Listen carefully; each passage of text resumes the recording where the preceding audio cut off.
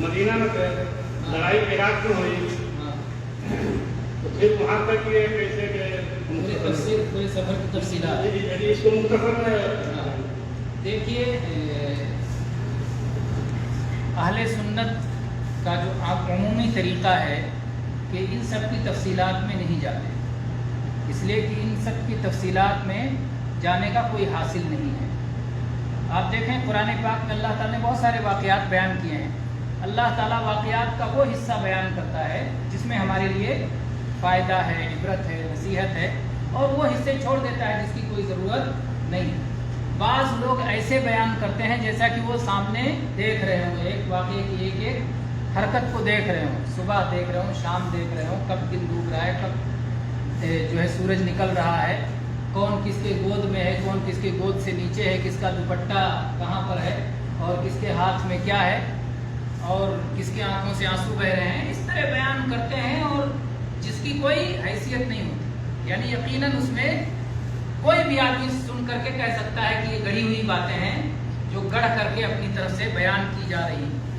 تو اس طرح کی گڑھی ہوئی باتوں سے ہمیں کوئی لینا دینا نہیں۔ اصل یہ ہے کہ حسین رضی اللہ عنہ کو اللہ تعالیٰ نے شہادت کا مقام دے کر کے درجہ بلند کیا۔ شہادت ایک اعلیٰ مقام ہے، اللہ تعالیٰ نے انہیں شہادت کے مقام سے سرفراز کیا۔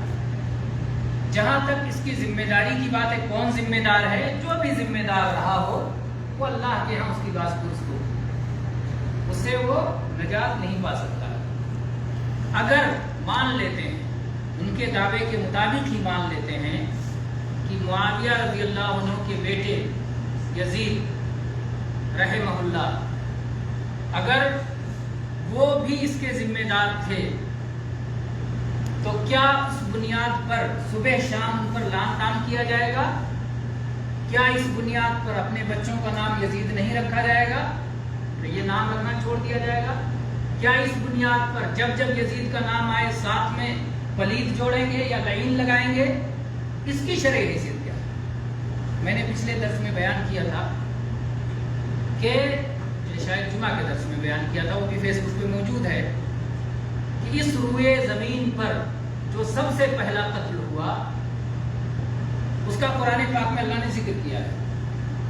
وَاتْلُ عَلَيْهِمْ نَبَأَ ابْنَيْ آدَمَ بِالْحَقِّ إِذْ قَرَّبَا قُرْبَانًا فَتُقُبِّلَ مِنْ أَحَدِهِمَا وَلَمْ يُتَقَبَّلْ مِنَ الْآخَرِ۔ تو اللہ تعالیٰ نے کہا کہ آدم کے دو بیٹوں کا قصہ سنائے، اللہ نے نام بھی نہیں ذکر کیا، دو بیٹوں کا قصہ سنائی، دونوں نے اپنی اپنی قربانی پیش کی، ایک کی قربانی قبول ہو گئی، دوسرے کی قربانی قبول نہیں ہوئی۔ اس کی قربانی قبول ہوئی، یہ کس بات کی نشانی ہے؟ وہ نیک بندہ تھا کہ برا بندہ تھا؟ نیک بندہ تھا، صالح بندہ تھا، اللہ کا ولی تھا۔ نبی صلی اللہ علیہ وسلم سے پہلے جس بھی ولی کا نام لیا جاتا ہے تو کیسے نام لیا جاتا ہے؟ علیہ السلام کہہ کے نا، جریج علیہ السلام، نبی تو نہیں تھے۔ تو حابیل علیہ السلام، سب سے پہلا قتل کس کا ہوا؟ حابیل علیہ السلام۔ قتل کرنے والا کون تھا؟ قابیل، قاف سے قتل اور قاف سے قابیل، یاد رکھنا آسان۔ قابیل نے قتل کیا۔ اللہ کے نبی صلی اللہ علیہ وسلم نے فرمایا اس روئے زمین پر جو بھی قتل ہوتا ہے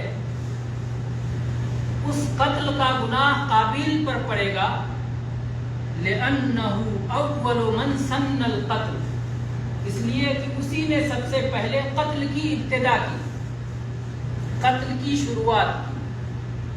تو دنیا میں جتنے قتل ہوں گے سب کا گناہ اس کو جائے گا۔ حسین رضی اللہ عنہ کے قتل کا گناہ بھی قابیل پر، علی رضی اللہ عنہ کے قتل کا گناہ بھی قابیل پر، عمر رضی اللہ عنہ کے قتل کا گناہ بھی قابیل پر، عثمان رضی اللہ عنہ کے قتل کا گناہ بھی قابیل پر، یہود نے جتنے انبیاء کو قتل کیا ان کے قتل کا گناہ قابیل پر۔ قابیل اتنا بڑا گنہگار، اسی حدیث میں آیا اس پر لعنت کرو، جب بھی قابیل کا نام لو تو ساتھ میں ملعون لگاؤ، جب بھی اس کا نام لو تو ساتھ میں پلید لگاؤ۔ ہے کہیں کچھ ایسا شریعت میں؟ کچھ نہیں ہے۔ اس کا مطلب یہ ساری باتیں جو کی جاتی ہیں اس کا شریعت سے کوئی تعلق نہیں، سب من مانی ہے، سب من مانی ہے۔ شریعت میں اتنا بڑا گنہگار، سارے قتل کا گناہ اس کے سر، لیکن اس کے بارے میں یہ سب احکام نہیں ہے، تو یزید کے بارے میں یہ سب احکام کہاں سے آئے؟ پورا دین بنا دیا، ایک طرف یزید ایک طرف غیر یزید، ایک طرف یزید ایک طرف حسین، کسی کو پورا دین بنا دیا. یہ کن لوگوں نے بنایا ہے؟ جو قرآن کے سوا ایک اور دین چاہتے تھے، جو نبی صلی اللہ علیہ وسلم کی صحیح حدیث کے سوا ایک اور دین چاہتے تھے.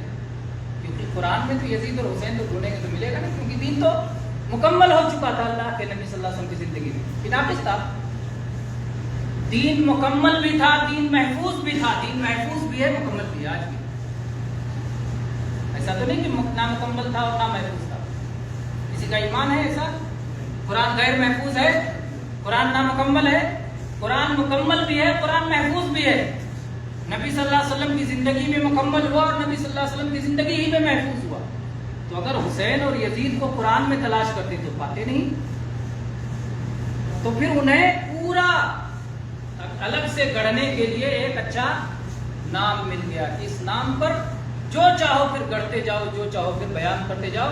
انہوں نے دین کے نام پر ایسی ایسی خرافات گڑھ لی جس کا کہیں حقیقت سے کوئی تعلق نہیں، نہ جو اللہ کی کتاب میں ہے، جسے جبریل علیہ السلام اللہ سے لے کے آئے اور محمد صلی اللہ علیہ وسلم کے قلب مبارک پہ اتارا. اس قرآن میں اس کا کہیں کوئی عطا پتہ نہیں ہے. نبی کریم صلی اللہ علیہ وسلم کی وہ احادیث جو اللہ کی وحی ہیں، اس کے بارے میں اللہ تعالیٰ نے فرمایا وما ينطق عن الهوى ان هو الا وحی یوحی. اس کے بارے میں اللہ نے کہا ہے کہ اس میں اپنی طرف سے آپ کہہ نہیں سکتے. اللہ تعالیٰ نے فرمایا ہے وَلَوْ تَقَوَّلَ عَلَيْنَا بَعْدَ الْأَقَاوِيلِ لَأَخَذْنَا مِنْهُ بِالْيَمِينِ ثُمَّ لَقَطَعْنَا مِنْهُ الْوَتِينَ. کہ اگر محمد صلی اللہ علیہ وسلم اپنی طرف سے گڑھ کے کوئی بات کہہ دیں تو ہم ان کی رگے گردن کاٹ لیں گے. اللہ تعالیٰ نے کہا یہ میرے رسول ہیں، میرے نام سے گڑھ کے کچھ نہیں کہہ سکتے، میں ان کی تائید کر رہا ہوں. اللہ کے نبی صلی اللہ علیہ وسلم کی صحیح احادیث میں تو سب چیزیں ملنے والی نہیں ہیں. تو اس لیے انہوں نے اس پر ایک نیا دین کھڑا کر دیا اور اسلام زندہ ہوتا ہے ہر کربلا کے بعد. کربلا کے بعد کا اسلام ان کا اسلام ہے. کربلا سے پہلے کا جو اسلام تھا وہ ہمارا اسلام. اسلام کربلا سے پہلے تھا، کربلا کے بعد ہے اور قیامت تک رہے گا. اور اس دین کو کوئی مٹا نہیں سکتا. غبار پھینک دیں، پردے ڈال دیں، اندھیرا کر دیں تھوڑی دیر کے لیے، تھوڑی دیر کے لیے رخ زیبا پہ کچھ بھی گرد و غبار اور میل کچیل پھینک دیں، وہ ہمیشہ نہیں رہ سکتا ہے، صاف ہوگا. کیونکہ اس دین کی حفاظت کا ذمہ اللہ نے خود لیا ہے. کیونکہ محمد صلی اللہ علیہ وسلم آخری رسول تھے، قرآن آخری کتاب ہے اور شریعت محمدیہ آخری شریعت ہے. اب کوئی نبی آنے والا نہیں ہے، کوئی کتاب نازل ہونے والی نہیں ہے، کوئی شریعت آنے والی نہیں.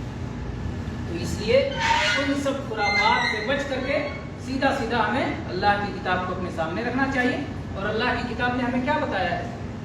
اس سے پہلے جو لوگ بھی گزر گئے، تلک امۃ قد خلت لہا ما کسبت ولکم ما کسبتم ولا تسألون عما كانوا يعملون. وہ ایک قوم کی جو گزر گئی، انہوں نے جو کیا وہ اپنے اعمال کے ساتھ اللہ کے پاس پہنچ گئے. جو انہوں نے کیا ہے اس کا بدلہ وہ پائیں گے، جو تم کرو گے اس کا بدلہ تم پاؤ گے، اور تم سے ان کے بارے میں سوال نہیں ہوگا. میرے خیال سے ان سب تفصیلات میں اسی لیے اہل سنت نہیں پڑھتے. وہ تو بہت بات کی بات ہے، ہمارا دین مکمل ہو چکا تھا، ہمارا دین محفوظ ہے اور ہمیں ادھر ادھر جانے کی بھٹکنے کی ضرورت نہیں ہے. الحمدللہ.